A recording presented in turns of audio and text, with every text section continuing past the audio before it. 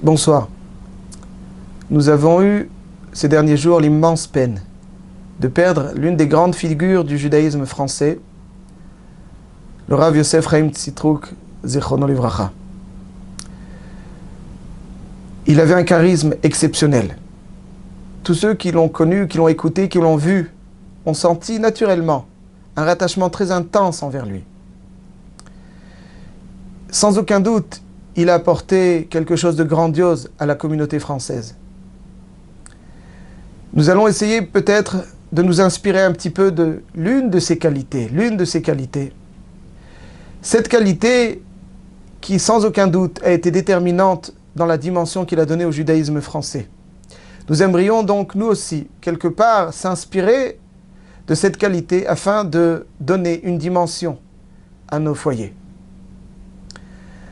Sans aucun doute, comme nous le disons, l'une de ses grandes qualités, c'était qu'il avait un attachement très fort aux Gdolim de cette génération, aux grands de cette génération.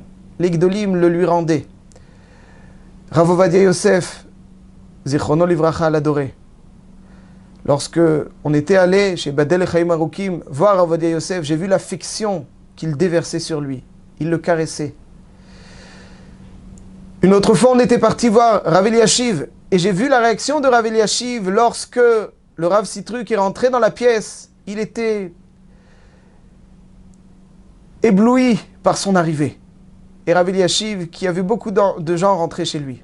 On voyait donc une réaction très forte, un amour très profond. Ce lien avec les Gdolim, c'est sans aucun doute ce qui a fait sa force et la force du judaïsme français. Pourquoi est-ce si important d'être attaché aux ces grands de la génération? Parce qu'ils sont notre boussole. C'est eux qui vont nous guider.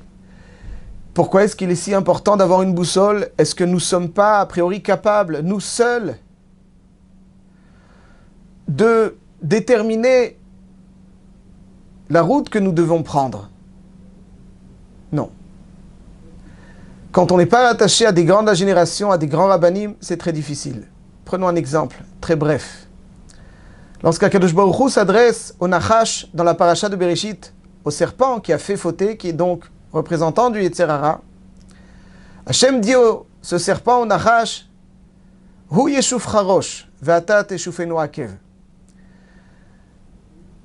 Hachem dit au serpent, sache que dans les grandes choses, dans les grandes idées, dans les mitzvot très importantes, tu n'auras aucun ascendant sur l'homme. Tu ne pourras pas. Un homme qui est Shomer Shabbat, est-ce que le Yetzer Hara pourrait lui dire fais quelques concessions quant à ton observation du Shabbat? Jamais de la vie. Il ne l'écoute même pas. Dans les grandes choses, le Yetzer Hara n'a pas d'argument. Ve'ata teshufenu akev. Dit Hachem au serpent, la menace que tu constitueras pour l'homme, c'est dans les petits détails. Dans les choses qu'on a tendance à piétiner avec notre talon, akev, le talon. Dans les détails, on a l'impression que certains détails ne sont pas si déterminants que cela. Lorsqu'on a un gadol, lorsqu'on a un homme grand, lui sait être suffisamment vigilant et sensible pour nous dire attention, il n'y a pas de petits détails dans la Torah. Nous pourrions chas v'chalila perdre cette sensibilité si nous ne sommes pas suffisamment attachés à quelqu'un de grand. On pourrait déconsidérer des choses qui sont en fait déterminantes. Nous avons besoin d'être guidés par ces Gdolim. Nous avons besoin d'être rattachés à ces Gdolim. Nous avons besoin de leur soutien, de leur brachot, mais aussi de leur instruction. Quand on est rattaché à un grand Rav, notre foyer est stable et solide. Le Rav, Zichrono Livracha, avait cette immense qualité de ne pas être simplement celui qui allait donner ses instructions, mais il allait chercher très très haut, chez les plus grands, chez Rav Ovadia Yosef, chez Rav Eliashiv, chez Rav Shar, chez Rav Moshe Soloveitchik. Parce qu'il savait s'inspirer d'eux, il a su communiquer leur grandeur au judaïsme français. Lorsque nous nous inspirons des Gdolim, lorsque nous prêtons oreille, nous considérons leurs instructions, nous nous rattachons à eux et nous savons communiquer leur force, leur authenticité qu'il faut souligner dans nos foyers.